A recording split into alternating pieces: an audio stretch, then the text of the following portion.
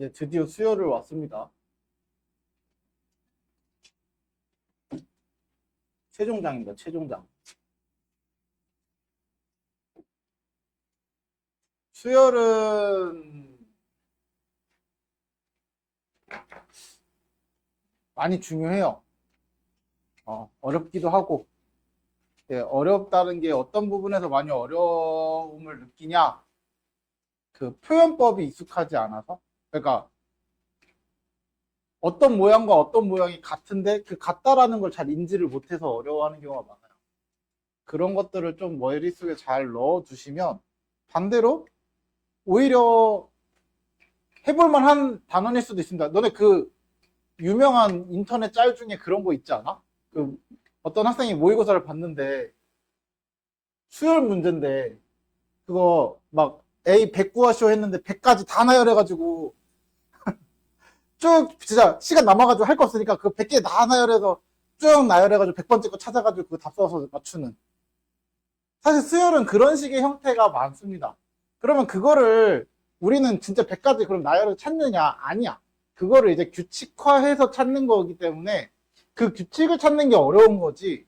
실제로 찾으려면 그렇게 또 찾을 수 있습니다, 진짜로. 그게 수열입니다. 대표적으로 그 유명한 짤 있죠.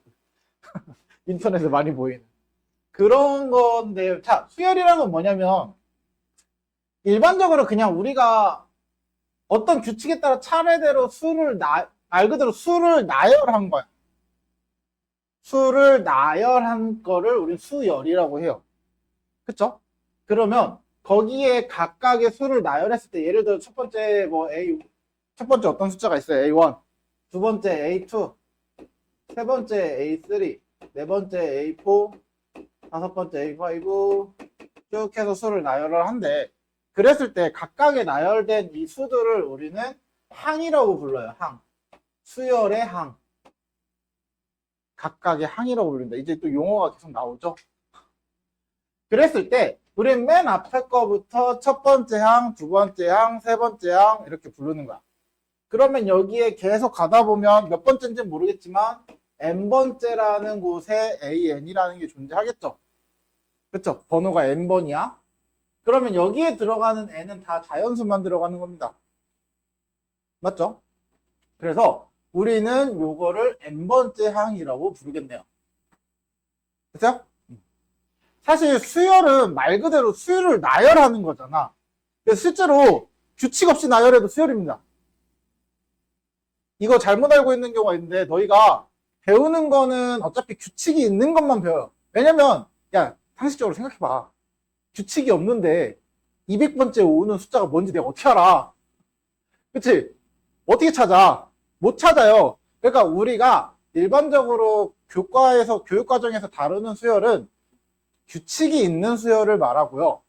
그냥 수열이라고 한다고 하면은 수열은 말 그대로 수를 나열했다라는 뜻이야. 그냥 규칙 없어도 됩니다. 실제로. 그래서 여기서는 사실 이렇게 표현되면 안 되고 이거는 교육 과정에서만 규칙에 따라 교육 과정에서만 규칙에 따라서 그냥 수를 나열한 거를 우리는 수열이라고 부릅니다. 정확히는. 됐어요? 요거는 좀 알고 계시면 돼요. 여기 있네. 아씨. 있네요. 밑에 써있네. 그렇지, 내가 말 안 해도 되겠네요. 그래서 우리는 이런 거를 수열이라고 하고, 그러면 이제 유한수열과 무한수열. 무한수열은 우리가 여기서 굳이 다루지는 않을 거예요. 유한수열 안에서 다룹니다. 무한수열은 말 그대로 항이 무한계인 거. 항이 셀 수 있는 거는 끝이 있는 거는 우리 유한수열이라고 합니다. 그냥. 그래서 항의 마지막 끝항을 우리가 알고 있으면 개에서 딱 끝나는 거니까 그 유한계. 그래서 유한수열. 그래서 끝항을 알고 있는 거야. 근데 끝항이 없이 계속 가는 수열이면은 끝에 제한을 안 두면 그런 걸 무한수열이라고 합니다. 그래서 특별한 언급이 없을 때는 대체적으로 무한수열이라고 말을 하는데 일반적으로 우리가 구하는 건 무한수열을 구할 수 있는 건 없습니다. 현재는. 이거는 이제 미적분 2로 넘어가야 무한수열에 대한 얘기가 나올 거야. 그래서 무한대로 가는 극한 이런 것도 활용할 거거든요. 그래서 수열과 극한을 합쳐서 뭔가 만드는 그걸 이제 첫 단원 미적분 2에서 첫 단원에 배웁니다. 수열의 극한 이렇게 해가지고 뭐 거기서 다루니까 일반적으로 우리는 어느 정도 안에서 값을 찾고 이렇게 들어가는데, 여기서 너희가 좀 알아두면 좋은 말이 하나 있어요. 수열이라는 게 결국은 그럼 수를 나열하는데 그냥 수만 나열한다고 다 되냐? 자, 수열은 이 말이 제일 잘 어울리는 말 중에 하나거든요.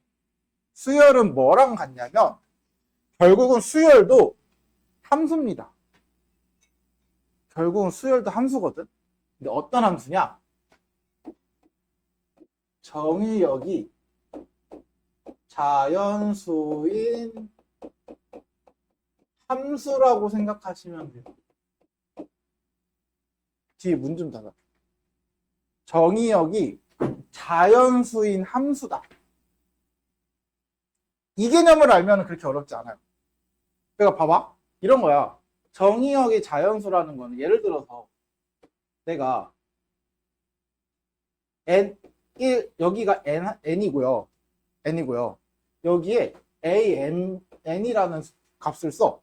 그러면은 n이 1일 때 정의역이 자연수니까 이런 요 사이에 어떤 실수들은 안 되죠. 그러면 1일 때 예를 들어 2야. 그리고 2일 때 3이야. 3일 때 4야. 그럼 얘는 규칙이 눈에 보이죠? 직선으로 생각해봐. 이렇게 되는 거 아니야? 이거 뭐죠? x 플러스 1 이렇게 직선으로 쓰죠. 근데 얘는 수열이니까 an을 쓰는 거야. 그래서 얘가 n 플러스 1이야. 그럼 규칙이 생겨. 1을 넣으면 2가 나오고요. 2를 넣으면 3이 나오고요. 3을 넣으면 4가 나오죠. 정의역의 값들을 넣어서 규칙을 찾는 거야. 이해됐어요? 그럼 결국 얘가 함수 아니야? 맞죠? 그래서 정의역이 자연수인 함수이다라고 생각하시면 돼요. 그거에 대한 규칙을 우리가 표현해서 나타내는. 이해됐죠? 그래서 요거에 대한 걸 좀 잘 알고 계시면 그렇게 어렵진 않습니다. 그러면 생각해봐. 자, 방금 말했죠? an이라는 건 n번째 n을 넣었을 때 나온 함수값을 말하는 거였잖아요. 그쵸? 그래서 우리가 an을 찾고 그 n이 n 플러스 1이라는 값이 나온 거잖아.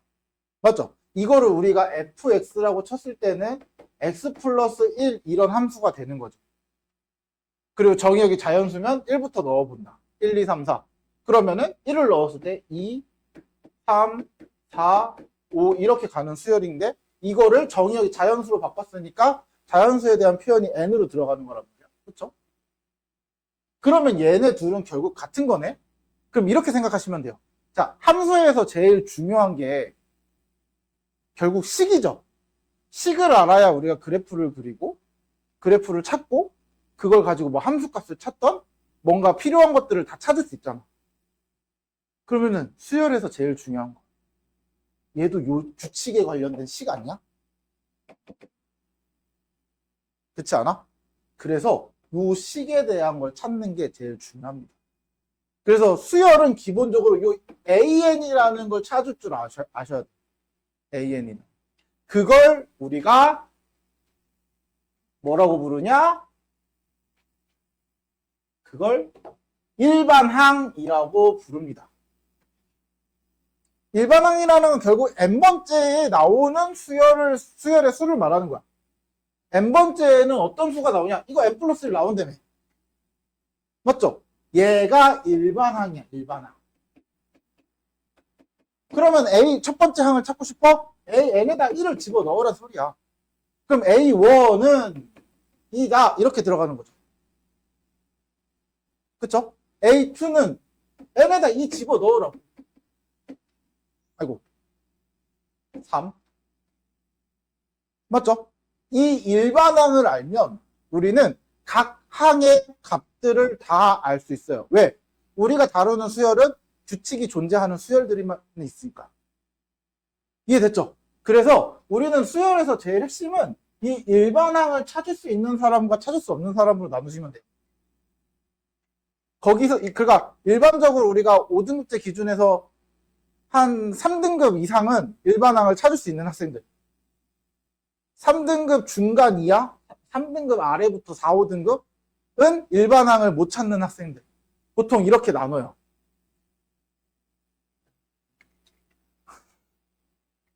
일반항을 찾을 수 있는 학생과 없는 학생. 그러면 우린 일반항을 찾을 수 있는 학생들 중에 이제 거기서 뭐 더 빠르게 뭔가 해결할 수 있고 아니면 그거를 어떻게 활용할 수 있는지를 아는 학생들이 더 위로 올라가는 거고, 그거를 활용 못하면 일반항만 찾고 거의 대부분 끝나거나 뭐 이런 식으로 나눠진다고 보시면 돼요. 결국은 기본이야. 수열의 기본이야. 일반항을 찾아야지만 그 다음에 뭔가를 할 수 있습니다. 그래서 오늘부터 하는 내용들이 대부분 일반항을 찾고 계속 뭘 해. 계속 뭘 해. 그거를 이용해서 우리가 수열을 나타낼 거라는. 그래서 우리가 나타낼 때 A1, A2 이렇게 여기 항 번호를 써주는 겁니다. 항 번호. 그래서 AN이니까 n번째 들어가는 번호라서 우리가 제 n항을 AN 이렇게 표현을 하고 이거를 일반항이라고 부른다. 그래서 수열을 기호로 썼을 때는 이렇게 중괄호 AN 의 형태로 수열 AN 이렇게 들어갑니다. 됐어요? 뭔가 자꾸 여기도 써있네. 집합기호와 구별이 안 되는 경우가 있죠. 근데 다행인 거는 신경 안 써도 되는 게 어차피 문제에서 수열이라는 말을 붙여서 줘요. 앞에 수열 뭐 우리 그 명제 때도 똑같잖아. 명제 P, 조건 P, 그쵸? 조건 P, Q, R 이렇게 말을 해주잖아요. 결국은. 그러니까 헷갈릴 거는 없습니다. 어차피 앞에 수열이라는 말을 써줄 거기 때문에 딱히 뭐 헷갈릴 만한 거는 없다고 봅니다. 그래서 우리는 요 일반항을 계속해서 찾아갈 겁니다. 그래서 일반항을 어떻게 찾는지에 대해서 요번 수열에 대한 내용을 할 때는 일반항에 대한 거를 먼저 머릿속에 좀 각인시켜 놓고 아 이렇게 일반항을 찾는구나 하는 것들을 생각하시면 돼요. 자, 그러면 이제 등차 수열의 정의입니다. 등차 수열은 또 한자 해석하시면 돼요. 한자 등 같다 차이가 같다. 그러니까 인접한 두 항의 차이가 같은 거야. 그래서 일정한 수를 더해서 만든 수열을 등차 수열이라고 합니다. 그 일정한 차이가 있잖아요. 그러면 모든 항의 일정한 공통 차이잖아요. 그래서 공차라고 불러요. 그 차이를. 이해됐어요? 너가 한번 써라. 이상한 소리 했으니까. 괜찮지? 반대하시는 분 손 들어봐. 없네? 조만간 한번 얻어먹는 걸로. 자, 그래서 수열에서는 이거 봐봐. 2씩 늘어나죠. 그러면은 얘는 공차가 2인 거야. 그 공차라는 게 뭐냐? 그러면 이 수열의 규칙입니다. 규칙이 뭐라는 거야? 2씩 늘어난다는 뜻이야. 자, 수열에서 그래서 가장 중요한 두 가지가 있습니다. 일반항을 찾기 위한 가장 중요한 두 가지. 그냥 등차뿐만 아니라 수열에서. 첫 번째, 첫째 항. 일단 첫째 항을 알아야 그 다음부터 어떤 규칙이 있을 때 다음 거를 알 수 있잖아. 맞죠? 내가 만약에 세 번째 항을 알아. 근데 규칙이 세 번째부터 이런 것도 수열이 우리가 수를 막 나중에 이제 수를 그냥 나열하는 것도 수열이라고 했잖아요. 잘 봐. 이런 것도 수열이야. 2, 3, 4, 7, 10, 13 이렇게 가는 수열이야.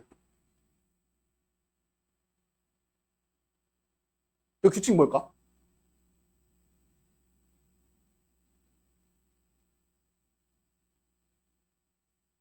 얘는 세 번째 항부터만 3씩 늘어나는. 얘도 수열이거든. 수열이 아닌 건 아니잖아요. 다만 여기에 AN을 구하면 3씩 늘어나니까 또 N에 관한 식이 나올 거잖아. 근데 여기에는 N은 3부터만 들어가는 거야.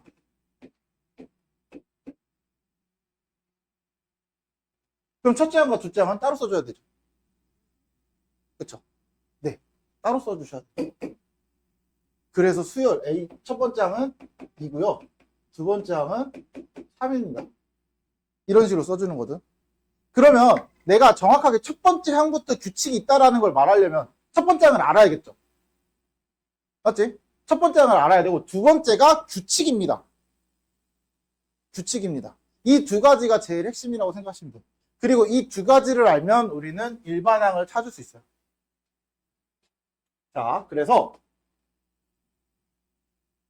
일반적으로 공차를 보통 D라고 나타내요. D. 뭐 여기 잘 써 있어요. 영어는 알아서 보시면 돼요. 우리 영어 시간 아니니까. 그래서 공차를 D로 나타내서 많이 씁니다. 그리고 첫째 항 같은 경우는 아까도 말했지만 중요한 부분이라고 얘기했잖아요. 그리고 나서 우리가 자주 쓰게 될 거잖아. 그래서 역시나 생략을 조금 합니다. A1은 그냥 보통 A로 쓰기로 약속을 합니다. A1은 A로 쓰기로 약속을 할 겁니다. 자주 쓸 거고 자주 나와야 되는 애기 때문에 생략을 해서 쓰는 거야. 그러면 이제 등차 수열의 관계식이라는 게 있는데 그 등차 수열에 대한 기본적인 정의는 알고 있고 거기서 이제 어떤 관계식이 있어요. 자, n번째 어떤 수가 나왔어. 맞죠? 거기에 일정한 차이만큼 더해야 그 다음 항이 되는 거죠. 그래서 n번째 항보다 하나 큰 n 플러스 1번째 항이 나오는 거예요. 이해됐어요? 요게 나중에 이거를 뭐라고 불러요? 등차 수열의 점화식이라고 불러요. 등차 수열의 점화식. 그러니까 요런 성질을 만족하는 거는 요 D는 상수야, 상수. 요런 성질을 만족하는 수열은 등차 수열입니다. 그러니까 이 점화식이라는 건 식을 보고 어떤 수열인지 알 수 있는 거야. 그래서 이거는 물론 저 뒤에 귀납법하고 할 거야. 걱정 안 해도 돼요. 지금은 알고만 있으면 돼요. 지금 알고 있어야 그때 갔을 때 또 이렇게 맞아 등차 수열을 봤어 이렇게 나오죠. 그래서 요 모양을 가지고 있는 식을 얘도 마찬가지야. 둘 다 똑같아. 어차피 이항어밖에 안 되니까. 그래서 요 식들을 우리는 등차 수열의 점화식이다라고 부릅니다. 됐어요? 그러면 이 규칙으로 인해서 우리는 아까도 말했지만 일반항을 찾는 게 중요하다 그랬죠? 그럼 일반항을 어떻게 찾냐? 자, A에는 A 플러스 N-1D래요. 뭔 소리인지 잘 모르겠죠? 자, A에는 첫째 항에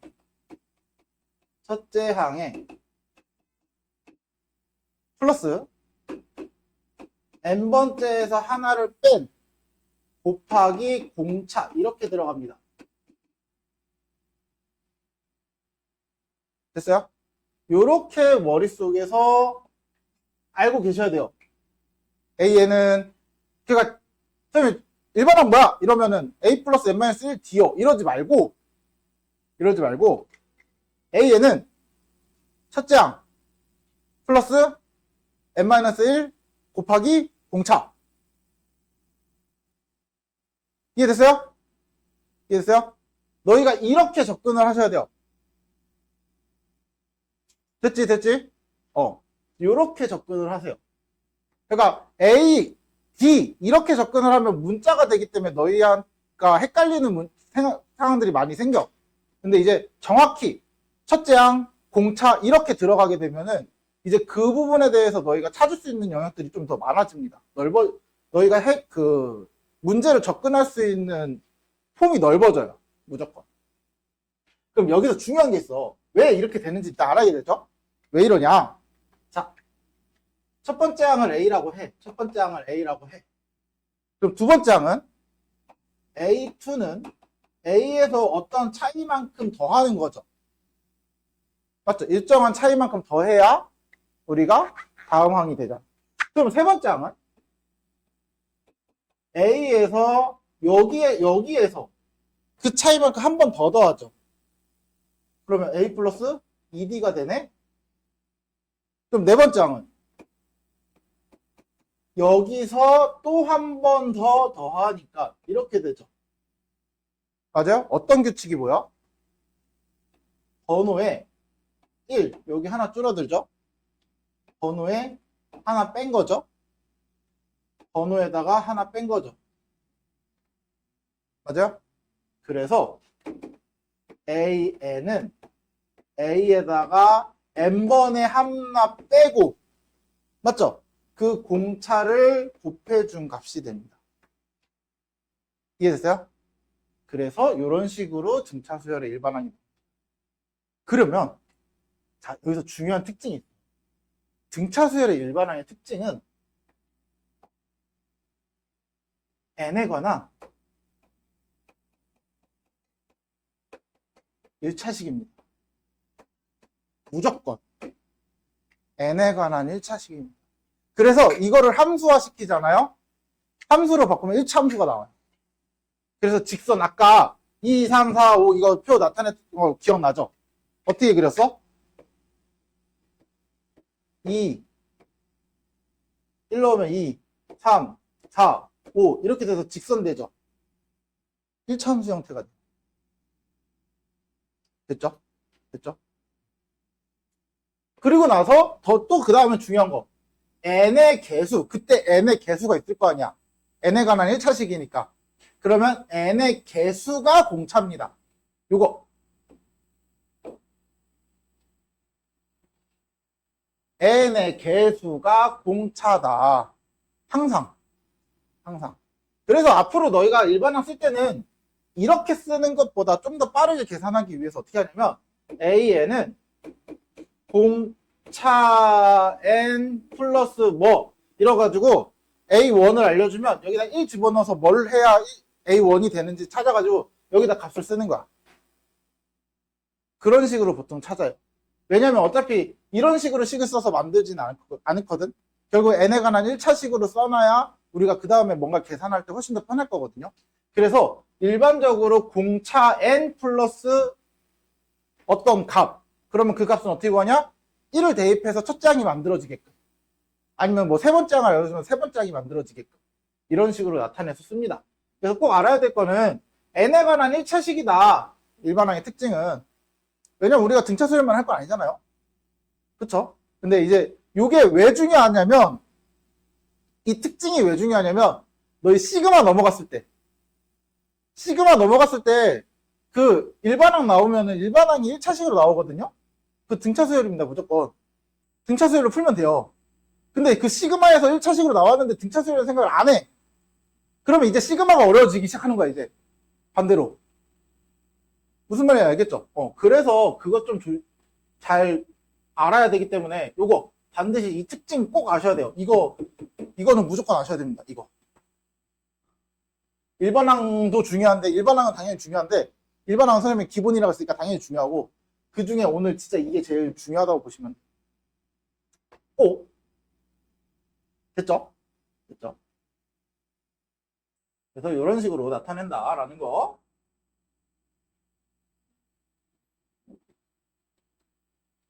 자, 그럼 등차중항이라는 게 뭐죠? 등차중항. 무슨 말이냐? 등차 수열의 가운데 항. 그럼 이게 뭔 소리인지 잘 모르겠죠? 등차 수열 가운데 항. 그게 뭐냐? 자, 연속하는 수열이 있어요. 연속하는 등차 수열이 있어. 이게 3개가 연속해. 연속하는 수열이 3개 이상이 있어요. 뭐 3개 있어도 4개 있고. 그 중에 인접하는 3개의 항끼리의 관계거든요. 인접하는 세 항의 관계인데, 인접하는 세 항은 가운데 항을 기준으로 좌우에 있는 2개의 합은, 좌우에 있는, 자, 얘처럼 외우지 마. 좌우에 있는 2개의 합은 가운데 걸 2번 더한 것과 같다야. 됐어요? 이게 왜 이렇게 외우라고 그러냐면 나중에 등비중항도 나와.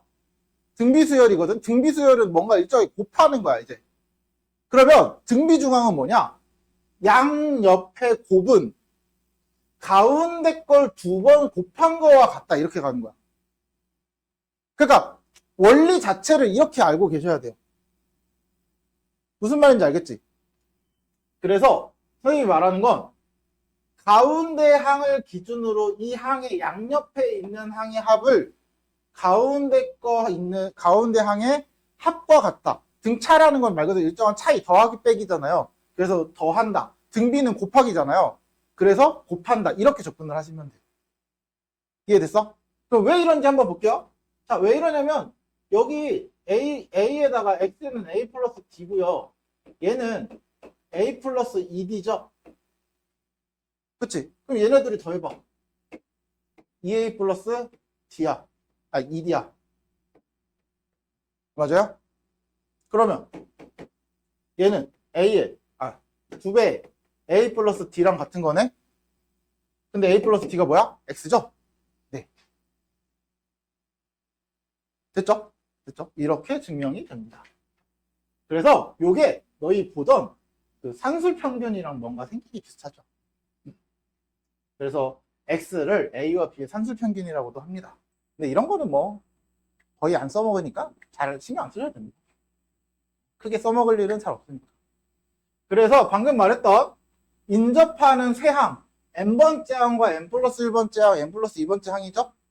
세 항의 관계는 인접한 가운데 항에 두 번 더하면 이 양옆에 있는 항의 합과 같다 이거죠. 그쵸? 그렇게 나타내준다. 사실 얘까지는 필요 없습니다. 선생님은 얘만 해. 얘만 해. 뭐 이거 2 나누는 거 못하는 사람 없잖아? 그쵸?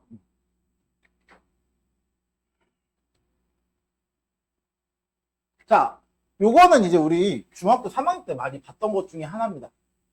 우리 중3 때 그런 2차 방정식 관련된 문제에서 그런 거 있었어. 연속하는 수, 연속하는 세 수. 이러면 너는 어떻게 써? 가운데를 x로 두고 x 빼기 1, x 더하기 1 이렇게 썼죠.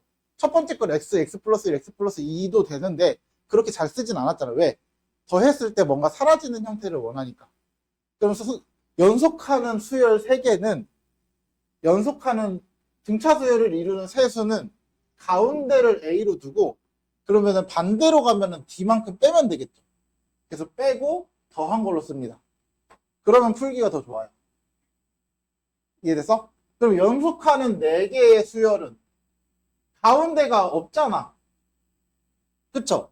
그래서 반으로 나눴을 때 얘를 기준으로 똑같이 늘어나야 되잖아. 그래서 얘를 대칭으로 쓰는 거야. 그럼 얘네들이 얼마 늘어나야 돼? 2D만큼 늘어나야 되죠. 그럼 얘도 똑같이 2D 늘리고 얘도 2D 줄이는 거야. 그렇게 해서 공차를 2D로 두고 씁니다. 그러니까 홀수계일 때는 무조건 공차를 D로 해서 쓰고요. 물론 5개는 그렇게 자주 나오진 않아? 5개 그렇게 자주 나오진 않아? 짝수계일 때는 공차를 2D를 기준으로 씁니다. 됐어요? 됐어요? 여기서는 뭐 공식은 반드시 암기하라는데 공식이라서 암기하는 이유는 우리가 문제를 좀 더 편하게 풀기 위한 수단이라고 생각하시면 돼요. 됐죠? 그러면 이제부터 일반항이랑 이거를 활용해 봅시다. 자, 이렇게 말로 되어 있는 걸 우리가 번호화 시켜서 써야 돼요. 너희가 진짜 자주 쓰게 되는 표현이 일반항 표현이거든요. 그래서 번호화 시켜서 쓴다는 게 뭐냐면 4번째 항이니까 A4야. 그게 2야. 맞죠? 그리고 A10이 마이너스 10이야. 그러면 우리는 2개 가지고 찾고 싶어요. 일반항을. 맞죠? 그럼 어떻게 찾을 거냐? 자, 나는 얘를 첫 번째 항을 내가 몰라. 첫째 항을 모르니까 얘를 첫째 항 A, 공차를 D라고 해. 맞아요? 그러면 나는 A에다가 공차를 몇 번 더해야 돼? 4니까 3번 더하는 거죠. 3D만큼 더하는 거야. 그럼 10번째 항은 A에다가 공차를 9번 더하면 되겠네? 그럼 이제 뭐 할 것 같아? 뭐 연립하겠죠. 네, 연립합니다. 그러면 둘이 빼? 이거에서 이거 빼? 그럼 마이너스 12는 6에 6D. D는 마이너스 2고 A는 여기다 마이너스 2 넣으면은 마이너스 6. 8인가요? 이렇게 되죠? 그러면 이제 일반항 찾아. A에는 AN은 산소의 아까 어떻게 찾는다고? 공차 N. 맞죠? 그러면은 N에다 1 넣어봐. 1 넣어봐. 마이너스 A1은 마이너스 2에다가 뭘 해야 8이 돼? 10을 더해야 되죠? 네. 뭘 더해야지? 10을 더해야 8이 되네. 이렇게 쓰시면 돼요. 일반항을 이렇게 쓸 거기 때문에. 이렇게 쓰지 마. 이 과정을 생략하라는 거야. 첫째 항 플러스 n-1 곱하기 마이너스 2 이거를 전개하는 과정을 생략하라는 거야. 무슨 말인지 알겠죠? 알겠죠? 왜냐면 너희 보기 같은 거 나오면 다 이렇게 나와. 절대 이렇게 안 나와. 일반항 쓰라 그러면. 무슨 말인지 알겠죠? 다 또 이렇게 써, 다. 그렇기 때문에 이 과정을 생략하는 방법이야. 공차에 n 플러스 1을 넣었을 때 8이 되게끔 하려면 무엇을 넣어야 되는지. 이런 식으로. 됐죠? 됐죠? 그러면 20번째 항 찾으려 했으니까 n에다 몇 넣으면 돼? 20 넣으면 되죠. 그래서 20 대입해. 마이너스 40에 10 더하니까 30. 이렇게 되네. 그쵸? 마이너스 30. 그 다음 마이너스 18은 몇 번째 항이냐? 얘가 마이너스 18이 됐으면 좋겠다는 거잖아. 얘가 마이너스 18이었으면 좋겠다는 거잖아. 그러면 이 항 하면 마이너스 2n은 마이너스 28이니까 n은 14, 14번째 항이겠네요. n에다 14를 넣어야지만 마이너스 18이 나오는 거예요. 그럼 14번째 항이죠. 이게 그래서 등차수열 처음 할 때는 쉬워요. 왜? 1차 함수거든, 결국은 내용은 1차 함수거든. 선생님 아까 말했잖아. 정의역이 자연수인 함수라고. 그래서 너희 중학교 2학년 때부터 지금까지 1차 함수 수도 없이 잖아. 고등학교 1학년 때도 직선의 방정식 했고.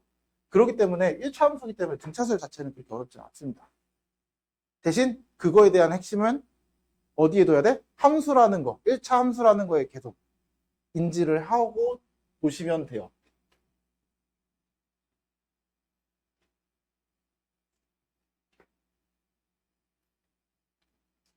나중에 아마 등비수열 같은 거 하면은 재밌는 얘기도 많아. 그 돈 얘기. 원리합계 같은 거. 너희가 나중에 성인이 되고 돈을 벌게 되면 물론 과연 성인 돼서 돈을 버는데 적금을 드는 사람이 얼마나 될지는 모르겠지만 이 거지 같은 나라의 적금은 돈도 안 되기 때문에 1년 동안 적금 들어서 열심히 모아도 아마 너희가 막 1억씩 돈을 적금을 들지 않는 이상 일반적인 직장인 기준 1년 모으면은 적금이 한 10만 원에서 20만 원 사이 나와. 1년 동안. 물론 그 이자도 공짜 아니에요라고 하면 할 말 없어. 공짜는 맞죠? 돈을 넣어놨더니 그 10몇만 원을 주는 거잖아. 근데 문제는 그 10몇만 원을 받기 위해서 1년 동안 그 통장에 있는 돈을 못 꺼내요. 그게 적금이야.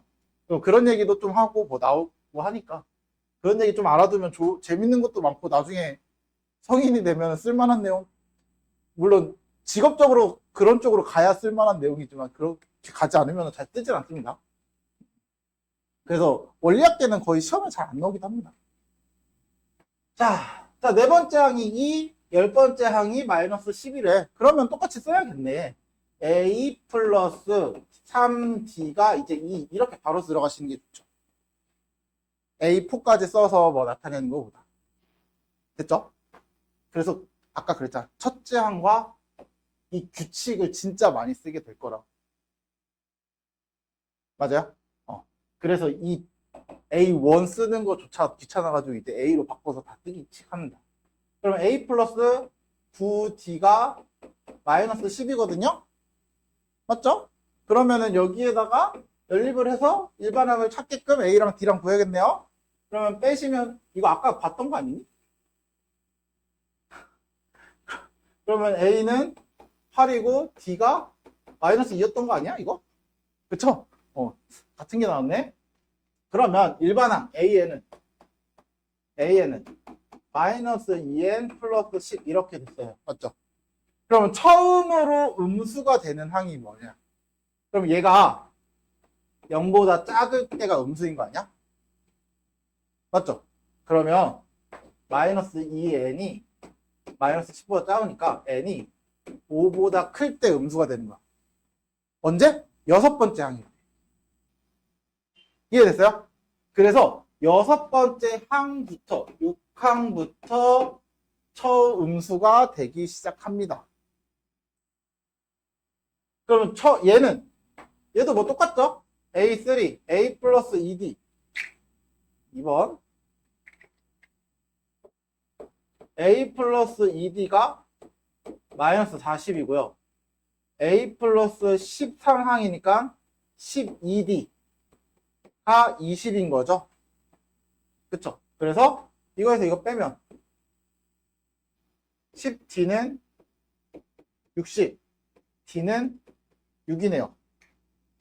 그러면 6 넣어볼까요? 12 이항하면 마이너스 12. 그럼 A는 마이너스 52 이렇게 되네. 그러면 수열 찾아. A에는 6n. 그럼 6에다가 뭐를 해야 마이너스 52가 돼? 마이너스 58이죠? 그쵸? 이렇게 일반화. 얘가 0보다 어땠으면 좋겠다? 컸으면 좋겠다. 그래서 6n은 58. 그럼 n은 크다. 9점 얼마인가요? 그치? 그럼 몇 번째 항부터 처음으로 양수가 되는 거야? 10번째 항이죠? 이런 식으로 찾아주시면 됩니다.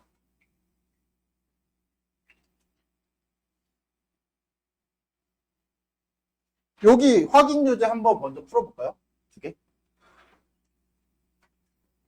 일반항에 대한 좀 연습을 좀 한번 하면 좋으니까.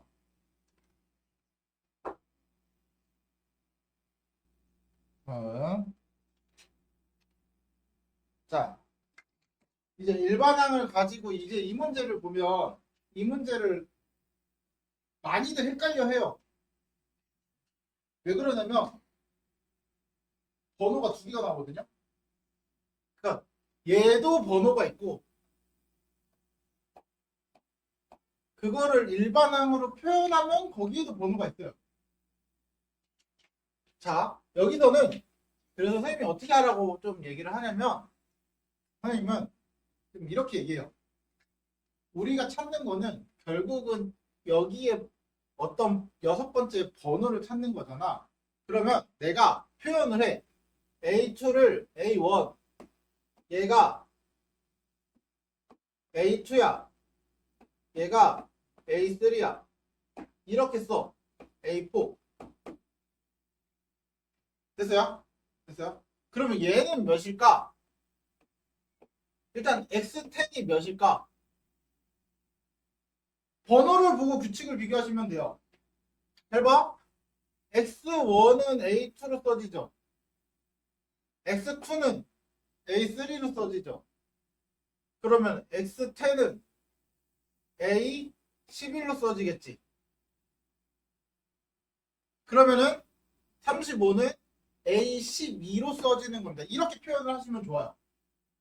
그러고 나서 풀어야지 너희가 안 헷갈리지. 너희가 일반적으로 할 때 그러면 나는 뭘 구하는 문제라고 생각하시면 돼요. 이제 얘가 아니고 X6은 뭐랑 같아? A7을 구하는 거랑 같은 거야 결국. 이렇게 보시면 안 헷갈려요. 근데 너네가 일반은 요 10개라는 거에 맞춰가지고 요걸 가지고 등차 수열이라는 걸 생각해서 뭔가 막 일반항 구하고 첫째 항하고 막 이렇게 들어가면 거기서부터 이제 숫자에 대한 혼동이 오기 시작합니다. 항 번호도 다르지. 막 나는 첫 번째 항이 이건데 여기에는 3이 들어가 있으니까 3을 넣을 수도 없지. 그러니까 이제 거기서부터 헷갈리기 시작하거든. 그러니까 무조건 이렇게 바꾼 다음에 내가 구하는 거를 바꿔버리면 돼요. 이해됐죠? 그러면 잘 봐. 등차 수열이라며. 얘가 전부 다 이거에 넣어서 등차 여기서부터 여기까지 다 등차 수열이야. D 더하고 D 더하고 D 더하고 이렇게 간다는 거야. 맞죠? 그러면 첫 번째 항이 뭐야? 2고요. 맞죠? 12번째 항이 12인 거야. 맞아요? 그러면 A12는 어떻게 써? A 플러스 11D 얘가 35다 이렇게 들어가는 거다. 그러면 이제 좀 헷갈릴 일 없죠. 그럼 첫째 항이 뭐라고? 2라고 했을까? 2 플러스 11D는 35. D는 3. 그러면 일반항 A에는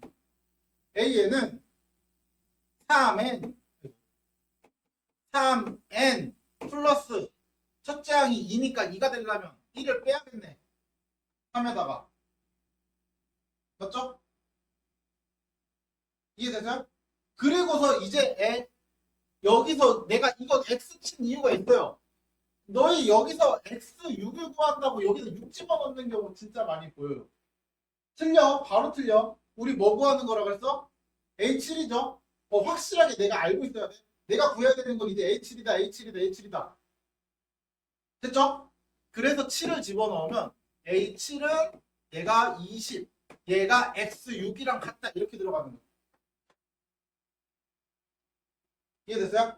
이해됐어요? 이 사이에 끼워 넣은 수열은 어렵진 않은데 그 번호가 막 헷갈려. 막 혼동이 오는 경우가 많아. 그래서 선생님은 아예 이렇게 새로운 수열을 만들고 내가 구해야 되는 걸 이 새로운 수열의 몇 번째인지를 모르게끔 좀 썼으면 좋겠어요.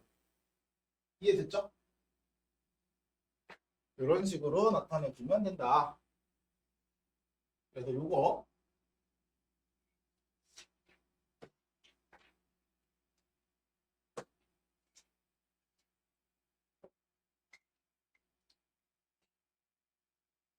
자, 등차 중화. 등차 수열을 이제 세수의 합이 등차 수열을 이루는 세수의 합이 12고 곱이 48이래요. 그러니까 세수가 등차 수열을 이루니까 가운데를 A-D, A 플러스 D 이렇게 나타내라는 거죠. 됐죠? 그럼 세 개 합. 다 더해. 뭐 돼? 3A죠? 3A가 12다.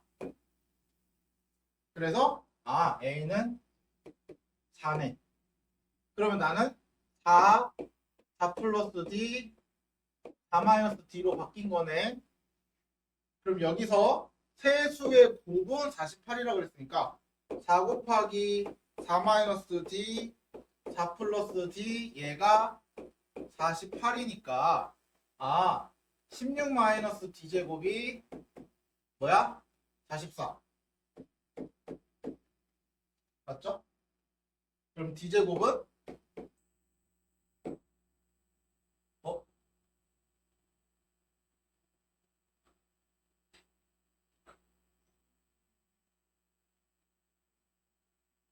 곱이 40.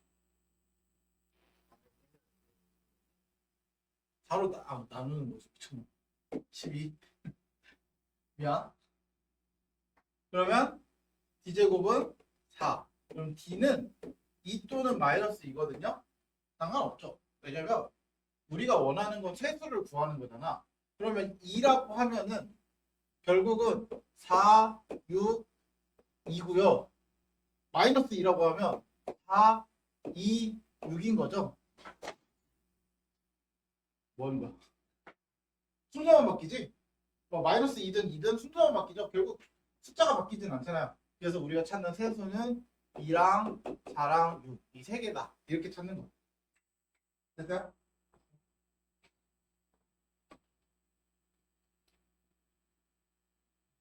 이번에는 어디서 많이 보던 친구가 나타났네? 3차 방정식 근각 계산. 그쵸? 자, 3차 방정식 잘 생각해. 3차 방정식은 우리가 인수분해가 되는 문제가 거의 대부분인데 안 되면 무조건 뭐다? 근각 계수관계. 그쵸? 안 되면 근각 계수관계다. 그래서 세실근을 내가 등차 수열을 이루게끔 만드는 거잖아요. 그러면 굳이 알파벳 감마로 쓸 필요가 없죠. 어떻게? 가운데를 알파 그냥 A로 할까요? A-D, A 플러스 D 이렇게 세근을 잡으시면 되겠죠. 그럼 우리 근각계수관계에서 세근의 합 A-D 플러스 A 플러스 A 플러스 D 세근의 합은 1분의 마이너스 6의 부호 바꾸기. 그쵸? 그리고 세근의 두근끼리의 곱의 합 A-D A 플러스 A 플러스 D 플러스 A-D A 플러스 D 얘가 1분의 마이너스 4.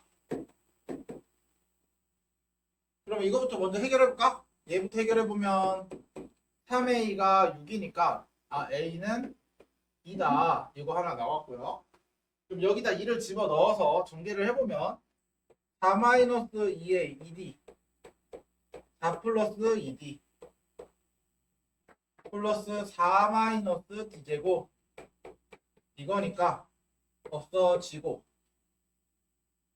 그러면 4, 16 16은 d제곱 d는 4 또는 마이너스 4 이렇게 되는 거죠. 그럼 어쨌든 세근은 4나 마이너스 4나 상관이 있다 없다? 없다. 왜? 얘가 2고 4면은 4를 빼는 거니까 마이너스 2 4를 더하니까 6 세근은 이렇게 되는 거죠. 그러면 K가 뭐야?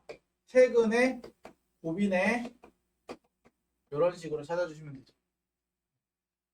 근각 계수관계 이용해서 찾아주는 거.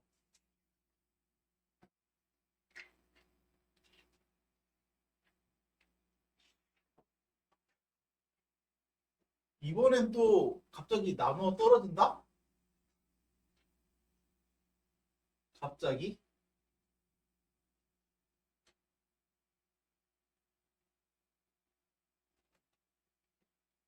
자, 나누었을 때 나머지죠, 나머지. 그쵸? 그럼 나머지 어떻게 구해? 1차식으로 나온 나머지는 0대는 X값 대입이죠? F의 마이너스 1, F의 1, F의 2가 순서대로 등차 수열을 이룹니다. 맞아요? 그럼 마이너스를 대입하면 1 마이너스 A 플러스 B 여기 1 대입하면 1 플러스 A 플러스 B 2 대입하면 4 플러스 2A 플러스 B 이렇게 됐죠? 그리고서 얘로는 나누어 떨어진대. F-2는 뭐다? 여기다죠. 여기 사실 1학년 내용이잖아. 그럼 마이너스 2니까 4 마이너스 2A 플러스 B는 0이다. 요거 하나. 그럼 얘는 일단 킵. 얘는 뭐 따로 뭐 할 수 있는 게 없으니까 얘는 킵. 그러면은 이제 이 세 개가 등차 수열이니까 세 수가 등차 수열일 때 가운데 항의 2배는 2 플러스 2A 플러스 2B는 두 항의 합과 같다. 맞죠? 그래서 5 플러스 A 플러스 B와 같다. 맞아요? 2B 미안. 됐죠? 그러면 깔끔하게 얘가 사라지네. 그래서 이항하면 A는 3 맞나요? 그럼 여기다 3 집어넣어 4 마이너스 6 플러스 B는 0 B는 2네요. 이런 식으로 A 찾아주시면 그래서 세 항의 관계는 무조건 등차 중항을 이용하세요. 등차 중항 아니야. 항이야 항. 가운데 항.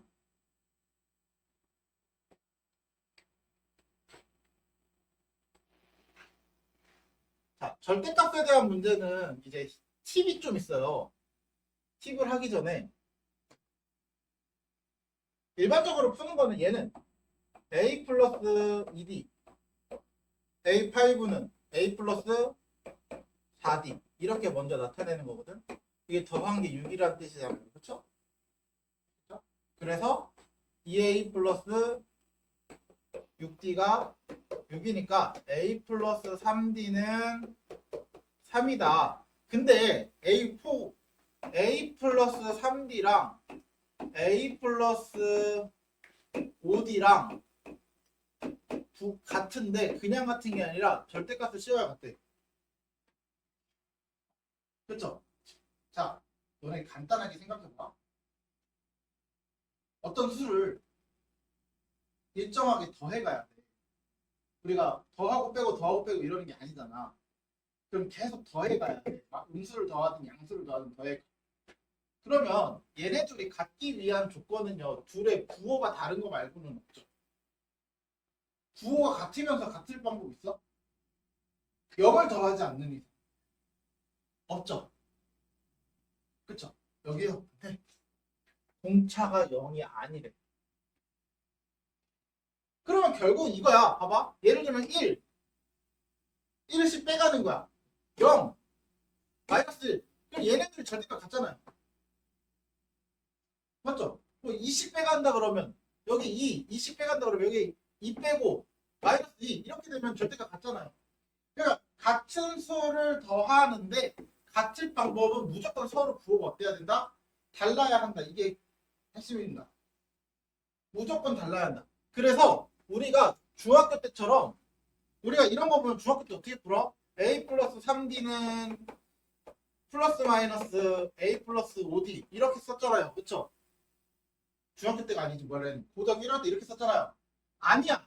이렇게 대선을 할 수 있는 게 어차피 이거밖에 없어요. 얘밖에 없어요.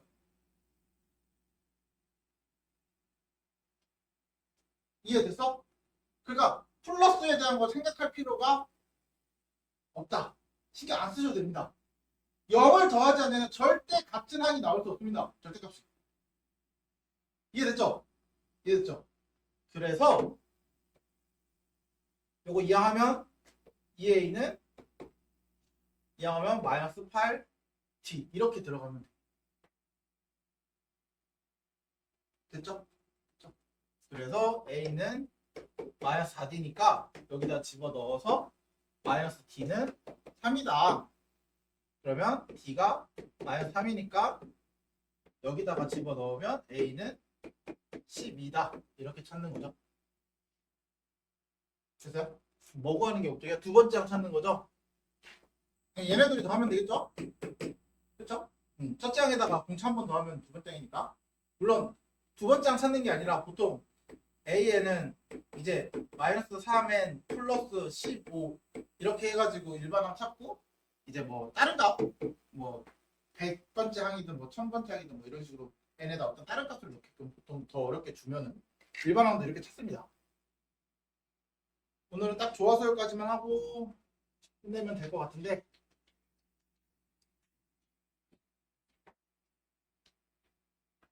자, 조화수열은 뭐냐? 사실 이게 수열을 처음 하는 게 아니라 우리가 시험 대비를 하는 거면 조화수열 난 안 합니다. 시험에는 다루지 않아요. 교육과정이 없기 때문에. 조화수열은 말 그대로 그거야. 조화수열은 이제 한자풀이로 해석은 못하고 조화수열은 역수가 등차수열이 되는 거야. 그러니까 각 항을 다 역수를 해. 그게 등차수열이 되는데 예를 들어 이런 거야. 예를 들면 2분의 1, 4분의 1, 6분의 1, 8분의 1 이런 수열은 그냥 봤을 때는 뭐 몇씩 늘어난다 할 수 얘네 둘이 빼면 뭐야? 2분의 1이죠. 근데 얘네 둘이 빼면 2분의 1이야? 아니죠. 등차 수열이 아니잖아. 아 2분의 1은 4분의 1인가? 4분의 1 아니죠. 어쨌든 4분의 1은 아니잖아. 그쵸? 4분의 1 등차가 다 달라요. 그래서 얘는 이렇게만 보면 등차 수열이 아니야. 근데 알고 보니까 2, 4, 6, 8 얘네는 등차 수열이죠. 2씩 늘어나는. 맞아요? 그걸 우리는 조화수열이라고 불러요. 역수가 등차 수열을 이룰 때 우리는 그 수열은 조화수열이라고 부릅니다. 그러면 조화수열의 일반항은 어떻게 구하나요? 자, 내가 a n분의 1이라는 수열의 n번째 항을 구하는 거잖아. 그렇죠? 근데 이 a에는 뭐야? 첫째야. 플러스 n-1 b를 가지고 구하는 거 아니야? 맞죠? 맞죠? 이거의 역수야. 이해되세요? 이해되세요? 그러니까 역수를 가지고 등차수열의 일반항을 찾고 그걸 다시 역수하면 돼요. 무슨 말인지 알겠지? 됐죠? 됐죠? 그러니까 일반항을 가지고 첫째 항도 역수를 보는 거야. 그러니까 여기에 이렇게 쓰는 게 좀 헷갈릴 수 있으니까 우리가 요렇게 찾으시면 돼요. 됐어요? 됐어요? 그렇게 해서 등차 수열의 일반항 역수를 취해서 일반항을 찾습니다. 항상. 됐죠? 됐죠? 한번 볼게요. 조화 수열도 조화 중항이 있어요. 조화 중항. 얘도 마찬가지. 어쨌든 결국은 등차 수열의 기본이잖아요. 그래서 가운데 항을 기준으로 양 끝의 항의 합은 어떻게 되냐? 이제 이렇게 돼요. 역수를 보면 B의 2배 한 거는 A 더하기 C랑 같은 거잖아.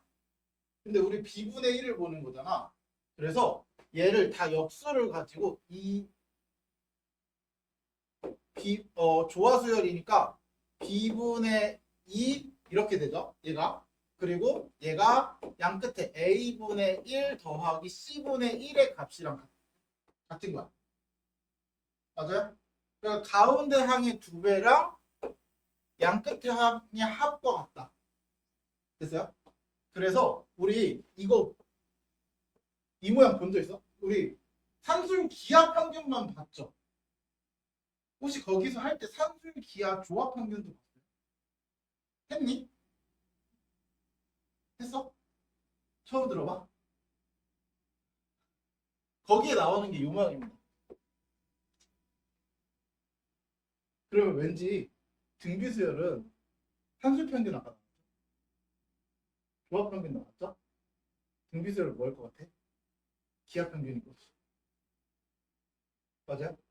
기하 평균 이거 아니야?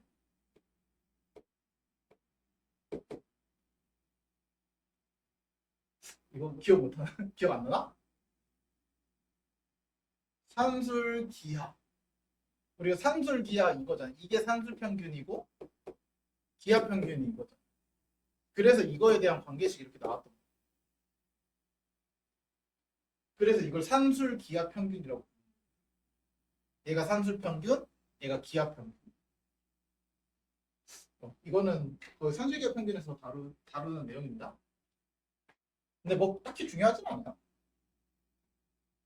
그렇다고 해서 여기 산술 기하 평균으로 최대치수 구하는 거 잘 없으니까 신경 안 쓰셔도 돼요. 그래서 조화 중항도 존재한다 이렇게. 근데 뭐 조화 중항이 딱히 중요한 건 아니라서 이대로 수열을 구하는 거니까 그냥 수열을 나타내는 겁니다. 여기서 역수를 하고 그러면 봐봐 10 x분의 1 y분의 1 2 z분의 1 2 얘가 순서대로 등차 수열을 이루는 거 아니야? 그쵸? 그러면은 여기에 첫 번째 항, 두 번째, 세 번째, 네 번째, 다섯 번째 항 A5 얘가 A 플러스 4D니까 얘가 10이고요. 그쵸? 그러면 4D를 했을 때 얘가 2가 돼야 되니까 얘가 10이고 그럼 D는 마이너스 2네요. 그러면 두 번째 항 X분의 1은 뭐가 돼? X분의 1은 마이너스 2를 빼는 거니까 8이 되고요. 그쵸? 공차가 마이너스 2였으니까. 맞죠? 그럼 Y분의 1은 6이 되고요. Z분의 1은 4가 되죠? 됐어요? 그럼 다시 X, Y, Z 구하려면 X는 8분의 1, Y는 6분의 1, Z는 4분의 1 이렇게. 조화수열은 이것만 생각하시면 끝입니다. 이것만 생각하시면 돼요. 그래서 문제도 되게 단순한 거 하나밖에 안 나잖아. 그냥 한번 해보고 아 이런 게 있네? 끝! 거의 이 정도 해도 시험 보는 데는 진짜 1도 지장 없습니다. 내가 테스트 볼 때도 요거는 안 돼. 이 정도만 알고 계시면 되니까 오늘은 남은 문제 확인 유제 먼저 풀고